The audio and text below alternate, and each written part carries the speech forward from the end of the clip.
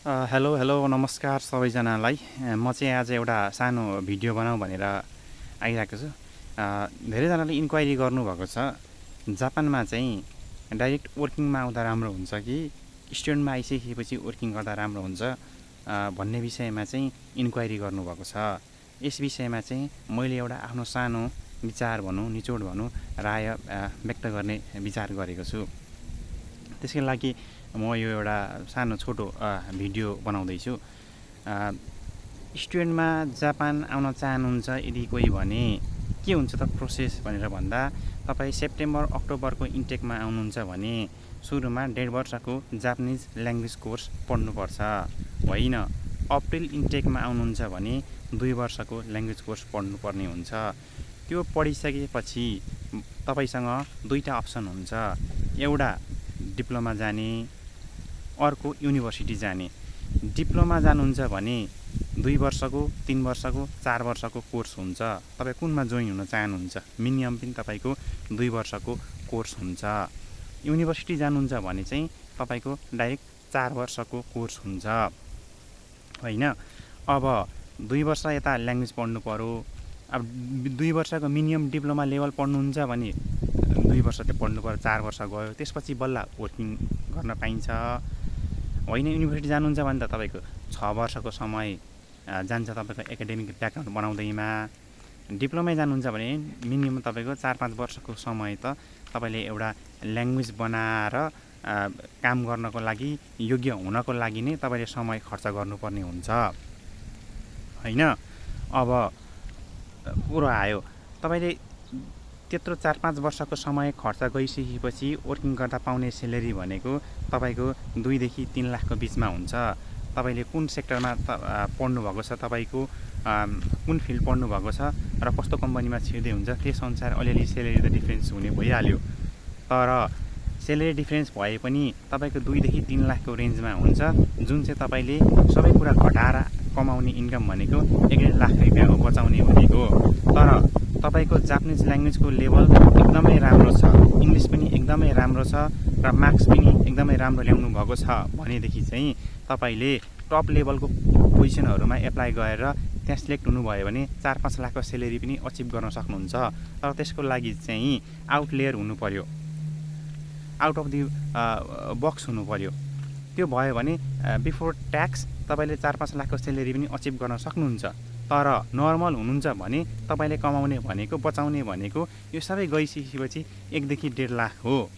अब यसलाई अपोजिट तरिकाले अब एसडब्ल्यूको कुरो गरौँ। एसडब्ल्यूमा आउँदा के हुन्छ भनेदेखि नेपालमा एन्फो बराबरको ल्याङ्ग्वेज पास गइसकेपछि र कुन फिल्डमा आउँदै हुनुहुन्छ त्यो फिल्डको स्किल टेस्ट पास गइसकेपछि जापान आउन पाउनुहुन्छ।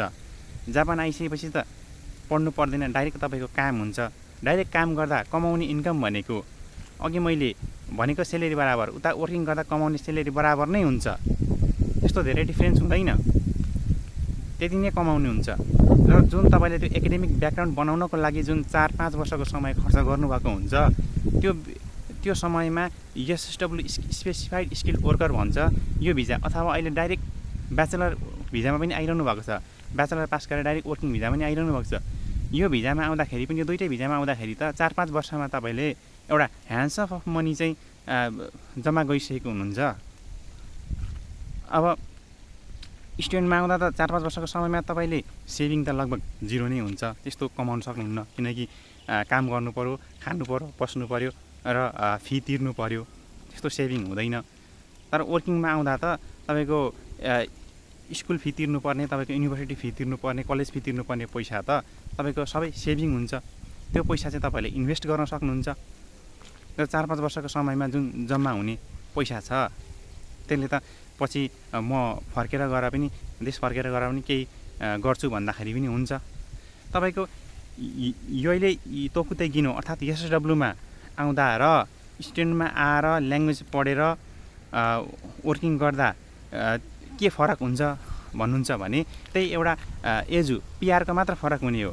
तपाईँ स्टुडेन्टमा आएर पढेर वर्किङ गर्नुहुन्छ भने मन लागेको अवधिसम्म जापान बसेर तपाईँको लास्टमा 8-9 वर्ष 10 वर्षको अवधि काम गरिसकेपछि पिआर एप्लाई गर्न पाउनुहुन्छ। जापानको पिआर अर्थात् एजु होइन, तपाईँले चाहिँ एफकेआरको इन्ट्रेस्ट छैन, म चाहिँ सर्टेन समय काम गरेर चाहिँ म देश फर्किन चाहन्छु भन्नुहुन्छ भने चाहिँ तपाईँले जुन अहिले वर्किङ भिजामा आउनु इट्स अ फार बेटर, धेरै धेरै धेरै नै राम्रो हुन्छ है। तपाईँको सेलेरीमा पनि त्यस्तो धेरै डिफ्रेन्स हुँदैन।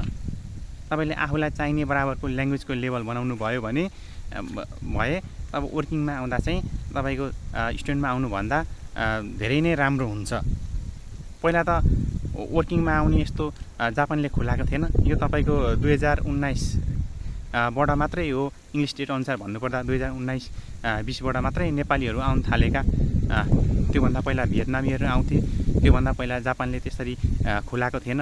अहिले जापानमा चाहिँ एकदमै लेबरको सर्टेज भएको हुनाले, जनसङ्ख्या चाहिँ घटिरहेको हुनाले यङ मान्छेहरूको चाहिँ एकदमै अभाव भएको कारणले गर्दाखेरि विदेशबाट त्यो मागलाई चाहिँ, त्यो डिमान्डलाई चाहिँ परिपूर्ति गर्नको लागि विदेशबाट चाहिँ यङ मान्छे चाहिँ सर्टेन टाइमको लागि काम गर्न ल्याएको हो। र यसमा हामीलाई स्टुडेन्टमा आउँदा फाइदा हुन्छ कि डाइरेक्ट वर्किङमा गर्दा फाइदा हुन्छ भन्ने विषयमा चाहिँ अहिले धेरैजनामा चाहिँ यो के गर्ने भन्ने कुरा चाहिँ अन्यल भएको देख्छु म होइन। अब मैले आफ्नो अनुभव अनुसार, मेरो विचार अनुसार मैले भोगेको जुन समय लाएर मैले भोगेँ त्यसबाट चाहिँ एउटा निस्केको निचोड चाहिँ मैले आफ्नो प्रस्तुत गरेको हो, तपाईँहरूलाई मैले भनेको हो।